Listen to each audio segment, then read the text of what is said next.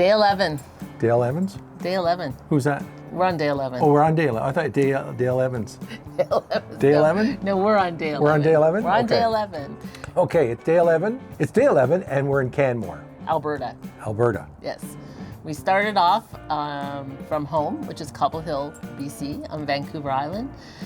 We left on Easter Monday. We took the ferry over late in the afternoon and got across to Hope, BC, which is where the Cascade Mountains start, and stayed overnight in a rest area, which is a beautiful rest area, except that it's quite noisy because it's beside the highway and trains. Trains, lots of trains. Lots of trains. But it was a good night. We got a good sleep. So, quick drive up the Fraser Canyon. We managed to catch some drone footage of trains going by beside the river, which I was actually pretty chuffed about because I'm a very inexperienced drone flyer, but it worked out pretty nice. So you've probably seen that video from our previous episode. Past there. So where we stopped was just around Spence Bridge and just north of Lytton and near Lytton and Ashcroft. So those areas you may have heard on the news. Lytton has got the record as having the highest temperature ever recorded in Canada. Man, you were just on that temperature. Like, I love it. It's a factoid that she just loves. I do. 49.6 degrees. Oh my God. Spence is, okay. Move on. No. I'm going to tell you. I'm getting bored, my God. So this is a fact. So the same day, Spence's Bridge recorded 48.6, but there were two places where they took temperatures in Lytton, and one was 48.6, one was 49.6. So they thought that maybe there was a tie, but it did turn out, when they tested it, that Lytton did get the 49.6. Lytton. Go team. Can we move on now? Yes, okay. Then we made our way up to Quesnel. We visited our friends Mark and Mary, which was awesome. We had a great time. Probably seen them on the last episode. Oh, you didn't want me to talk? Oh, just a minute. I think I'm in the video. It was awesome. We had a great time. Probably seen them on the last episode if you've been watching, so thank you very much for that. And then we left Quesnel and we drove to the Terry Fox. Mount Terry Fox rest area via Highway 16. Right. Yeah, that's a beautiful strip through there. Great Wi-Fi there, and although there's a fair amount of truck traffic there, we actually had a pretty good night. It was lovely to pull over there, and we also have a website that we found that shows where all the cell towers are located, so we actually had reasonable cell service there because we were within a few kilometers of the cell tower, which was awesome. In fact, TELUS had free Wi-Fi there. Yeah. That was really cool. But it kicked you out every 10 minutes, which was not so cool. Just goddamn out. I didn't get kicked out. What? Yeah. You didn't get kicked out? Never. Oh, Jesus. Anyway, so discerning. In the morning when we were leaving, it turns out that we, do the little housekeeping stuff, sweep the floor, And so me, being dutiful, I took the carpet out from the entranceway and put it on the fender. And I proceeded to sweep up and do my duty.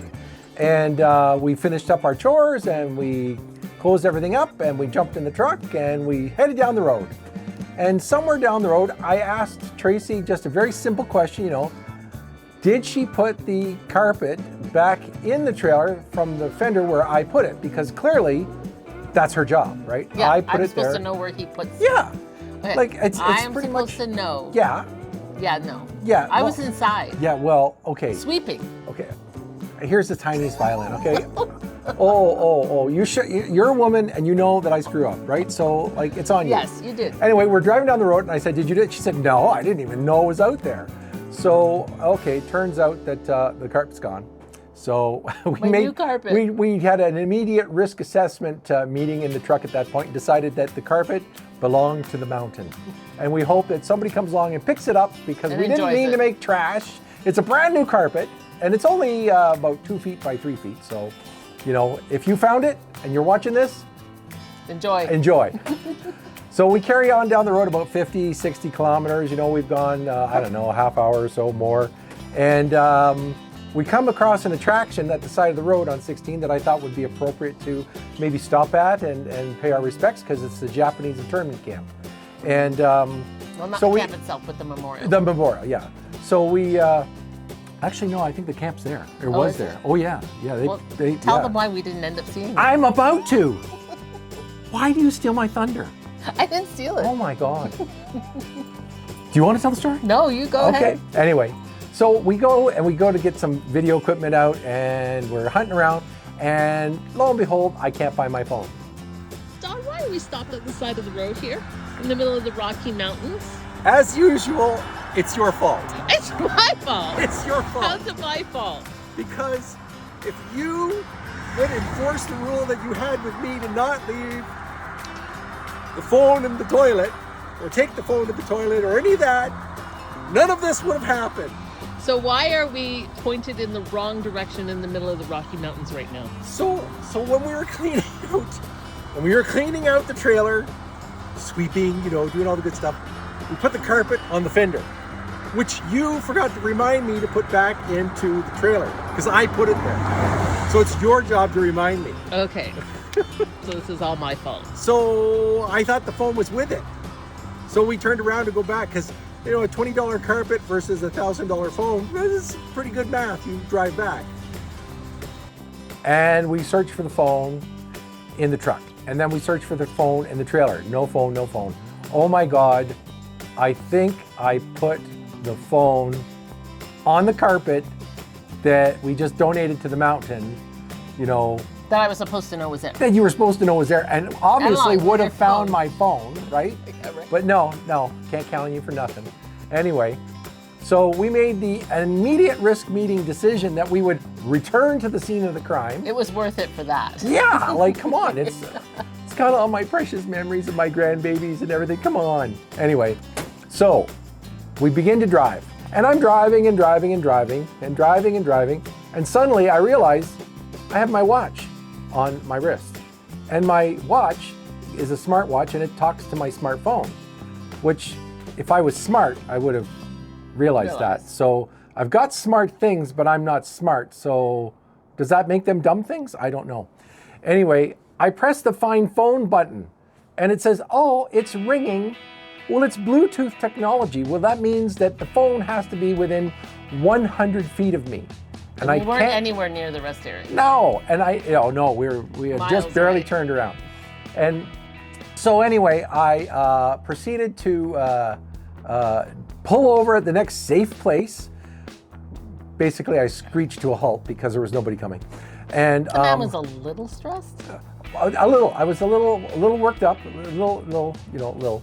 And I went into the trailer and I pressed the find phone thing, and I could hear from the middle of the trailer, somewhere in the In the bathroom. Yeah, in the bathroom area, I could hear. I'm here. I'm here. There, Why was your phone in the bathroom, Don? because that's what men do. And I don't look, guys. The girls. Guys, look.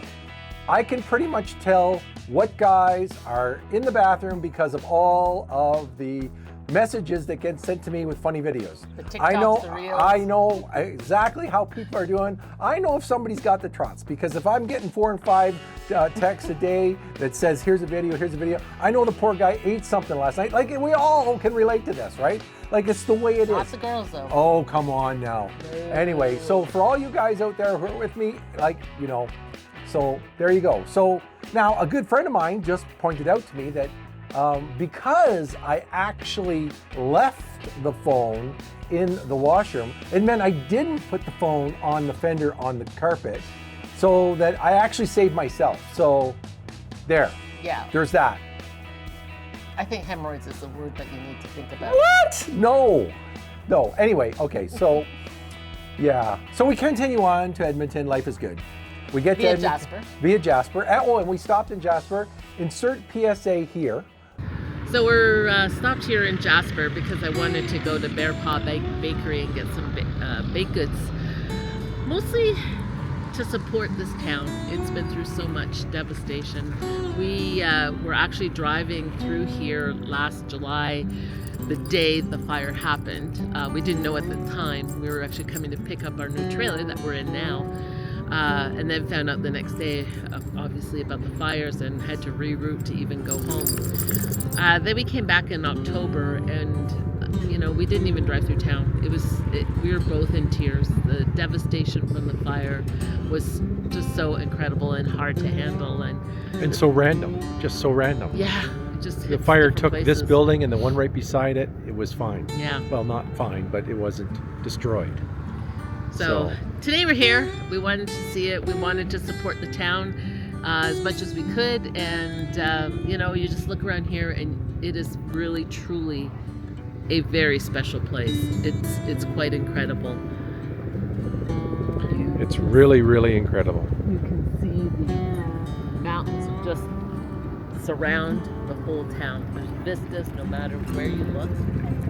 And there's so many businesses here that are dependent on tourism. So I'll just say, if you're out this way in Alberta and the Rockies, stop by, support them as they regrow. They need the financial help, and you can do that by enjoying a lovely pastry or a meal or getting some gas or whatever you need to get.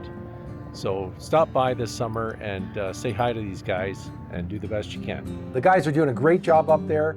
Everybody's working together. There's lots of temporary housing in the place. Tons Yep. of temporary housing. And lots of construction equipment going on there. So if you can go in there, buy something, enjoy the views for a short time, and then get out of their way, I think that would be fantastic. Stuff. I think that'd be a fantastic thing. So we carry on. We get to I just also want to say, What? there was still so much devastation Oh yeah, of the forest. it Like, was heartbreaking. I'm telling you, miles and miles and miles of forest devastation of everything being burnt down. Yeah. Is really sad. Really bad. Still very sad to go see. Yeah. See. Very emotional. So okay, Edmonton. We got to Edmonton, and because I'm a loving and doting partner in crime to this lovely vision of beauty here, every morning I ritualistically make coffee from fresh roasted beans that are hand ground in my hand grinder. I do a pour over that takes upwards of 6-7 minutes to get the nectar flowing through so that I can live the day well.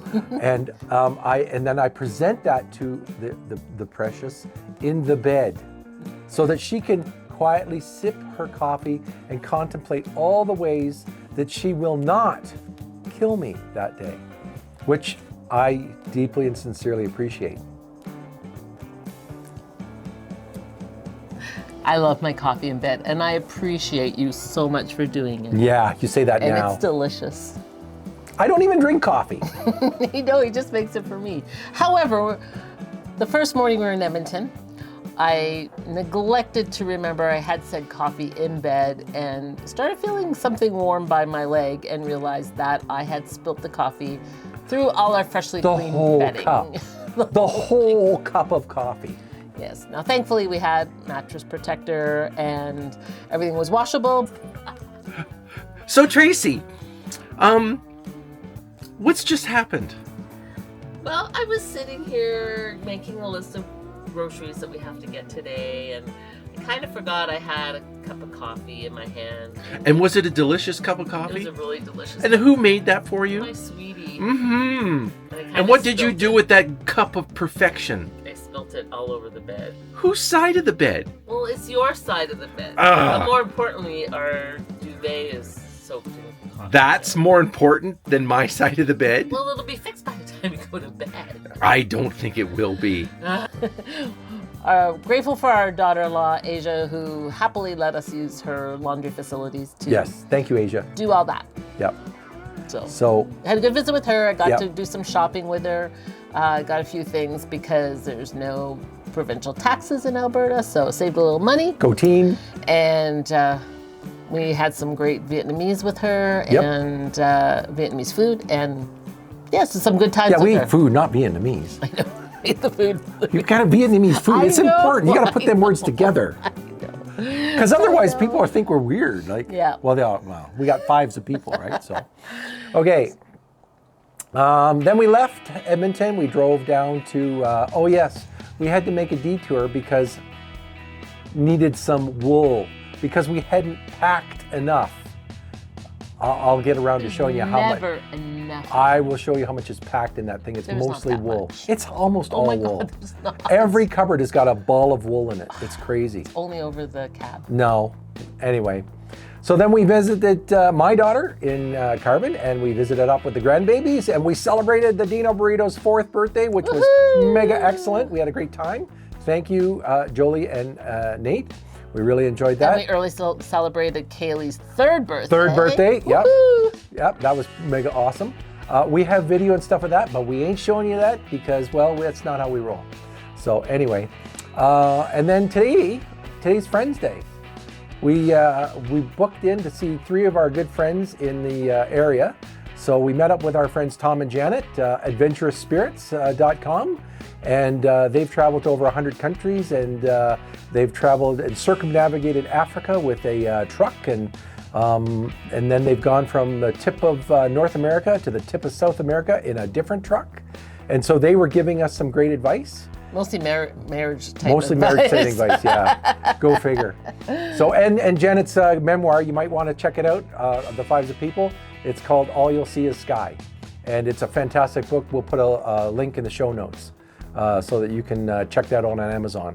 It's about it's her personal, what is it? Memoir. Yeah, memoir. Memoir of the circumnavigation of Africa. Of both the continent and their marriage, which I've had the privilege of talking with my good friend Tom about for many years now. So, and after that, we met up with my good friends Brian and Bea, who I've known since 1997. Brian and I used to do lots of fundraising with different organizations, and our kids grew up together. And he's also our accountant. Oh yeah, he's that too.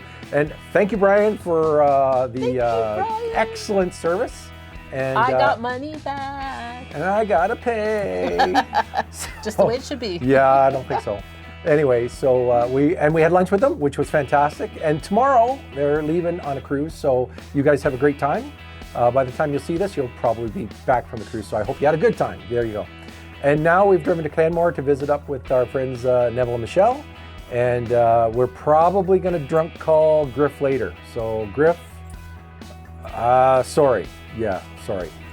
That's it. And then tomorrow we're visiting second daughter and the third daughter.